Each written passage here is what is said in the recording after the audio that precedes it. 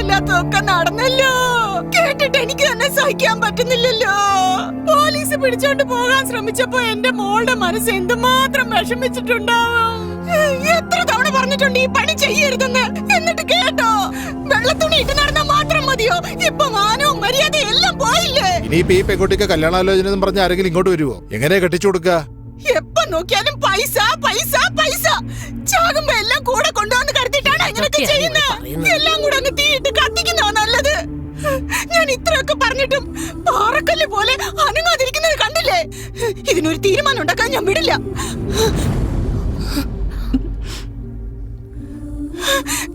ഈ വൃത്തിയിട്ട പണി ഇനി ഒരിക്കലും ചെയ്യില്ല. സത്യം ചെയ്യും. പാറക്കല്ല് പോലെ അങ്ങനെ ഇരിക്കാതെ സത്യം ചെയ്ത് കൊടുക്കടാ.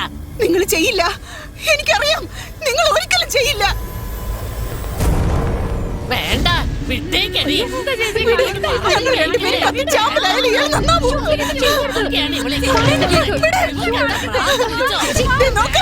നിങ്ങളിപ്പോ സത്യം ചെയ്തില്ലെങ്കിൽ ഞാനും എന്റെ മോളും കത്തിച്ചാമ്പലാവും. കാണണോ? സന്തോഷാണോ നിങ്ങൾക്ക്? ചെയ്യട്ടെ.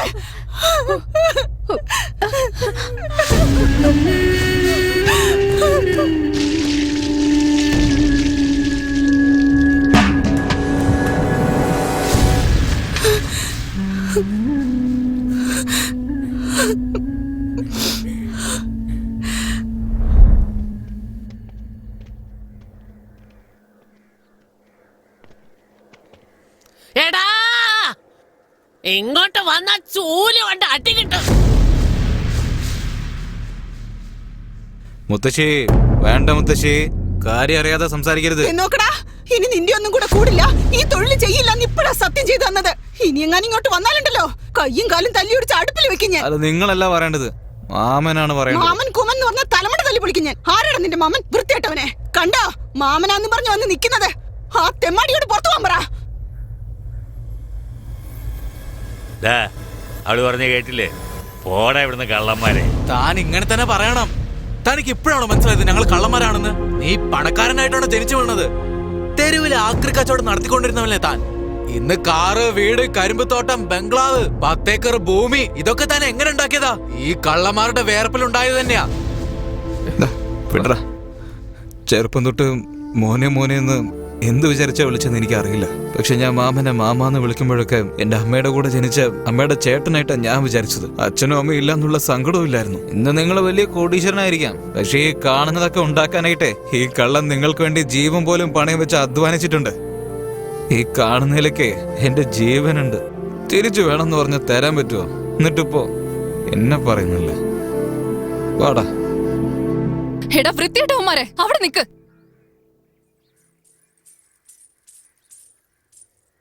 നീ ഒരാണല്ലേ? പറ, നീ ആണല്ലേന്ന്. നീ എന്താ പെമ്പിളരെ പോലെ സംസാരിക്കുന്നേ? നീ എന്താ പറഞ്ഞേ?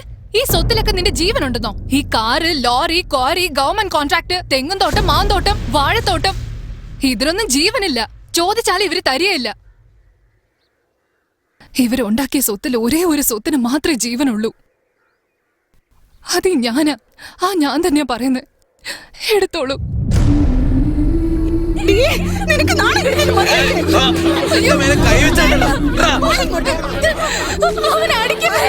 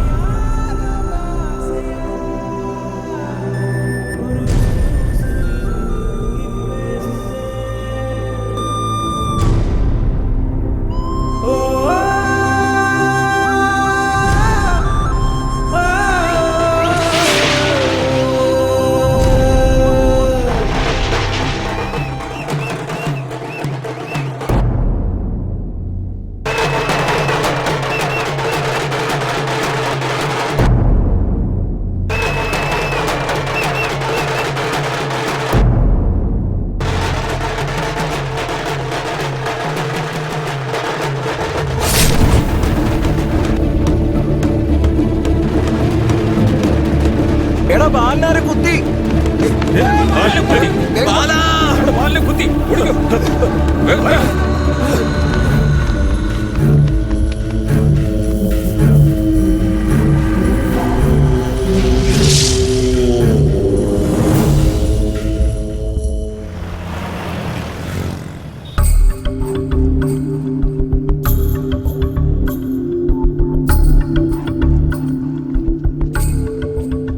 ബാല, ഡോക്ടർ എന്നോട് വീട്ടിൽ പൊയ്ക്കോളാൻ പറഞ്ഞു. ഇതിലൊരു ഒപ്പിട്ടേ.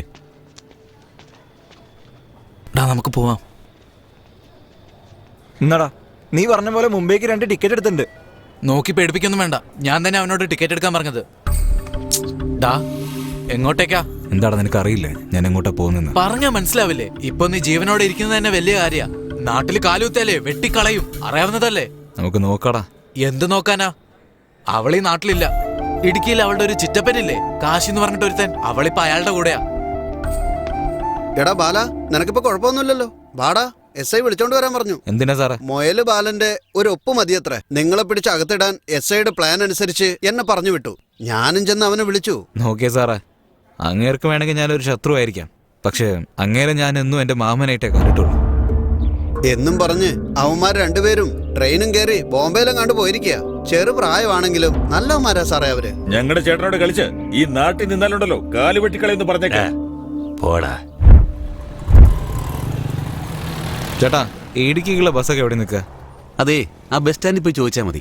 ഡാ, എന്താടാ ഇത്? നീലടാ പറഞ്ഞേ അവൾ അവിടെയാണല്ലോ. നീ എന്താ തമാശ കളിക്കാണോ? നിന്നെ കൊല്ലാൻ കൊട്ടേഷൻ തന്ന അയാളുടെ അടുത്തേക്ക് തന്നെ എന്തിനാ നീ പോന്നേ? നിനക്ക് പേടിയാണെങ്കിലേ നീ വരണ്ട, എവിടെ തന്നെ നിന്നോ. ഡാ, എനിക്ക് നല്ല ആഗ്രഹമുണ്ടടാ, നീയും അവളും സന്തോഷമായിട്ട് ജീവിക്കണമെന്ന്. ആ കുട്ടിയുടെ കയ്യിൽ നിന്ന് ഒരു ഉരുള ചോറ് കഴിക്കണമെന്ന്. വേണ്ടടാ, കൊന്നുകളയവര്. മരണവും ജനനവും അത് നമ്മുടെ കയ്യിലല്ലടാ ഉള്ളത്. ചേർത്ത് വെക്കണമെന്ന് അങ്ങനെ വിചാരിച്ചാ പിന്നെ ആര് വിചാരിച്ചാലും അത് പിരിക്കാൻ പറ്റില്ല. എനിക്ക് അവളെ കാണണോടാ. അയ്യോ, ആരാണ് ഈ കൊടും ചതി ചെയ്തത്? അയ്യോ, മനുഷ്യത്വമില്ലാത്ത ജന്മങ്ങള്. കണ്ണച്ചോരയില്ലേ നിങ്ങൾക്കൊക്കെ? ഇത് ചോദിക്കാൻ ഇവിടെ ആരുമില്ലേ? ഈ നാട്ടിലെ നീതി നിയമം ഒന്നുമില്ലേ? ഈശ്വരാ, ഞാനിതെങ്ങനെ സഹിക്കും? കണ്ടില്ലേ? ആരോ റേപ്പ് ചെയ്ത് ഈ കൊച്ചിനെ കൊന്നിരിക്കുക. സ്കൂളിൽ പോണ കുട്ടിയാ. ആരാ ഇത് ചെയ്തതെന്നറിയില്ല. കണ്ണിച്ചോരയില്ലാത്തവന്മാരാ ചെയ്തിരിക്കുന്നത്. കിടപ്പ് കണ്ടില്ലേ സാർ? പോസ്റ്റ്മോർട്ടം. എനിക്ക് സഹിക്കാൻ വയ്യല്ലോ. ഇതാ, ഇത് പിടിച്ചോ. എന്തിനാ സാറേ എനിക്ക് കാശ്? നിന്റെ മോളെ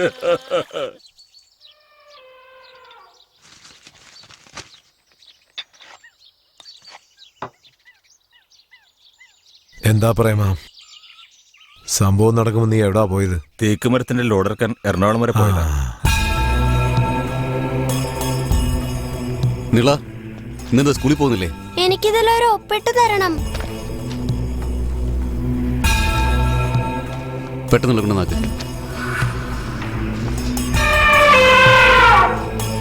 നമസ്കാരം സാറേ.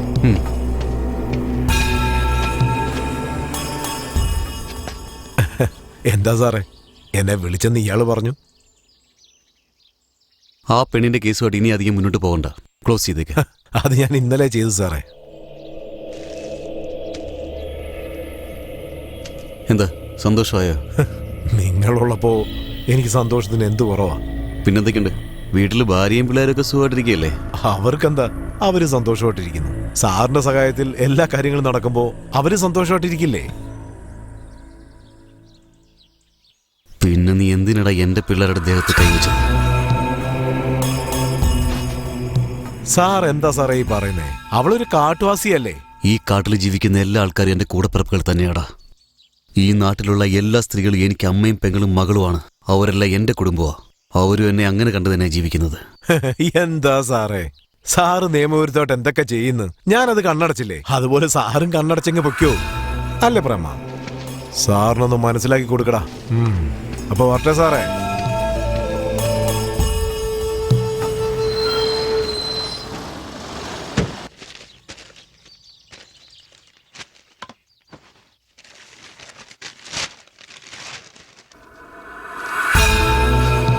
കാന്തല്ലൂർ സബ് ഇൻസ്പെക്ടർ കാട്ടാനയുടെ ആക്രമണത്തിൽ കൊല്ലപ്പെട്ടു.